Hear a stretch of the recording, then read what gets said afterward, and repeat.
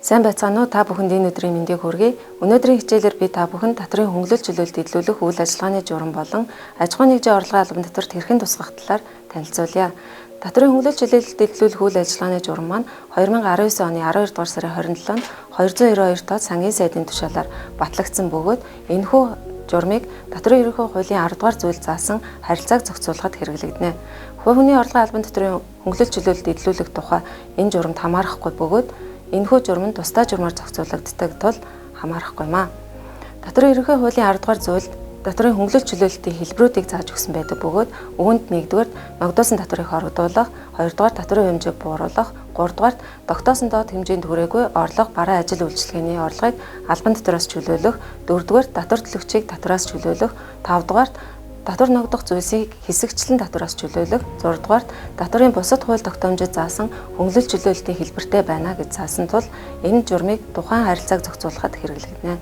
Татвар төлөгч нь татварын хөнгөлөлт чөлөөлөлтөнд хамрагдахдаа татварын тайлан гаргах үүргээс чөлөөлөгдөхгүй гэдгийг анхаарч нотлох баримтыг цаасан болон захим хэлбэрээр бүрдүүлэн батлагдсан маягтын дагуу хүсэлтэд гарган харьяалах татварын албандаа хандсанаар таны энэ тайлан болон нотлох баримт маань татварын хөнгөлөлт чөлөөлөлтөнд хамрагдах үндсэн баримт болж өгнө гэдгийг анхаарах шаардлагатай.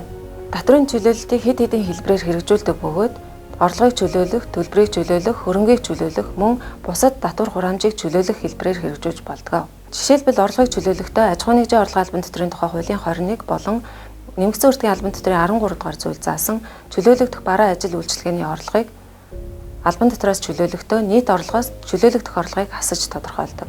Энэ нь төлбөрийг чөлөөлөхдөө мөн адил тооцоол хийгддэг бөгөөд харин хөрөнгийн татврын хувьд тухайн татвар төлөгчийн эзэмшиж байгаа үл хөдлөх хөрөнгө болон хөрөнгийн гэрчилгээний эзэмших болон ашиглах эрхтээр тулгуурлан тухайн ногдох татвар хураамж төлбөрөөс чөлөөлж өгдөг байна.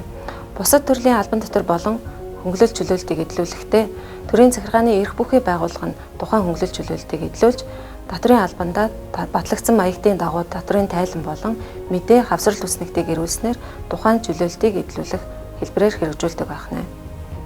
Албан татврын хөнгөлөлт газрын үйл хөдлөх хөрөнгөд ногдуулах албан татварыг газрын асуудал эрхэлсэн төрийн захиргааны эрх бүхий байгууллага эдлүүлэн батлагдсан тайлангийн маягт хавсрал үснэгтийн дагуу мөн татрын албандаа тайлагнаж эдлүүлдэг. Татвар төлөгчдийн хамгийн сайн мэддэг заалт бол 1.5 тэрбум хүртэлх татвар ногдуулах орлоготой аж ахуйн нэгжүүд маань төлсөн татврынхаа 90% буцааж авах заалт байгаа. 300-аас 1.5 тэрбум төгрөгийн татвар ногдуулах орлоготой аж ахуйн нэгжүүдэд энэ заалт маань хамааралтай юм а. Харин энэ заалтыг хэрэгжүүлэхдээ хэд хэдэн салбарт хамаарахгүй гэдгийг анхаарах хэрэгтэй бөгөөд энэ хамаарахгүй гэсэн салбарууд нь 1-р ашигт малтмал болон газрын төсний тусгай зөвшөөрөл эзэмшдэг энэ салбарт үйл ажиллагаа явуулдаг аж ахуйн нэгжүүд. 2-р тамхи болон согтууруулах хундаа үйлдвэрлэдэг, борлуулдаг, бөөний болон жижиглэн худалдаа эрхэлдэг аж ахуйн нэгжүүд. 3-р нь газрын төсний салбарт үйл ажиллагаа эрхэлдэг аж ахуйн нэгжүүд маань энэ хөнгөлөлтөнд хамаардахгүй гэдгийг анхаарах шаардлагатай. Харин бусад аж ахуйн нэгжүүдийн хувьд тухайн хөнгөлөлтөнд хамаарагдах бөгөөд хуулийн хугацаанд төлсөн татврынхаа 90% буцаан олгох замаар энэ хөнгөлөлтийг эдлүүлэхээр зааж өгсөн байгаа. Мөн аж ахуйн нэгжүүдийн хувьд аж ахуйн нэгжийн орлогын албан татврын тухай хуулийн 22-ийн 5 заасан хөнгөлөлтөнд хамрагдах боломжтой.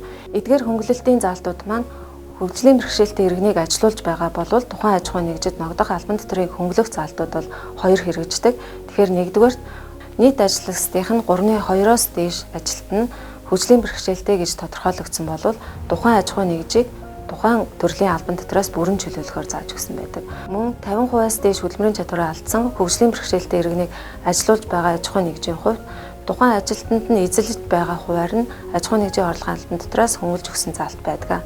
Татвар төлөгчдөд анхааруулж хэлэхэд хөгжлийн бэрхшээлтэй хүний эрхийн тухай хуулийн 4.1-т заасан тодорхойлолтод нийцэх иргэдийг л зөвхөн энэ хөнгөлөлт чөлөөлтийн заалтанд хамрагдуулна гэдгийг анхаарах хэрэгтэй. Мөн үүнээс гадна алслагдсан бүс нутагт үйл ажиллагаа явуулж байгаа аж ахуйн нэгжүүдийг дэмжих зорилгоор 500 болон 1000 км-с дээш алслагдсан бүс нутагт үйл ажиллагаа явуулж байгаа аж ахуйн нэгжүүдийн энэ орлогын албан татварыг 50 болон 90%-аар хөнгөлөх заалт орж ирсэн байгаа. Энэхүү заалтыг ашиглахдаа татвар төлөгчдийн анхаарах зүйл нь байнгын ажлын байр бий болгосон байх нөхцөл тавигдсан бөгөөд энэ нь 2-оос дээш ажилтныг 6-аас дээш сар үндсэн ажилтнаар ажилуулсан байх шаардлагатай. За, татрын чөлөөлөлтийг тайлбарлахын тулд тодорхой жишээ авч үзье. Нийт борлуулалтын орлого нь 10 сая төгрөгийн борлуулалтын орлоготой аж ахуйн нэгж байсан гэж үзвэл тухайн хуулийн заалтанд хамрагдаж чөлөөлөх тохиолдол нь 3 сая хүртэл төгрөг байсан гэж үзье. Энэ нөхцөл 10 сая төгрөгөөс буюу нийт борлуулалтын орлогоос 3 сая төгрөгийн чөлөөлөх тохиолдлогыг хассан дүнгээр хууль заасан татврын хувь хэмжээгээр татвар ногдуулан цаашид тооцоолоо хийж явна гэсэн үг юм аа. Харин татврын хөнгөлөлтийн хувьд тухайн хөнгөлөлтийг тооцохдоо нийт орлогоосоо чөлөөлөх тохиолдлогыг хасч өгсөн дүнгээс хууль зөвшөөрөгдсөн нөхцөл шаардлагыг хангасан татвар ногдох орлогоос хасагдах зарлагыг хасаж тооцно. Ингэснээр татвар ногдуулахын орлогыг гаргаснаар хууль заасан хувь хэмжээгээр татвараа ногдуулан тухайн ногдуулан тооцоолж гаргаж ирсэн татвараас хөнгөлөгдөх татврын хувь хэмжээгээр тухайн татврын хөнгөлөлтийг илрүүлэхээр тооцоол хийгдэх. Ийм ялгаатай юм аа.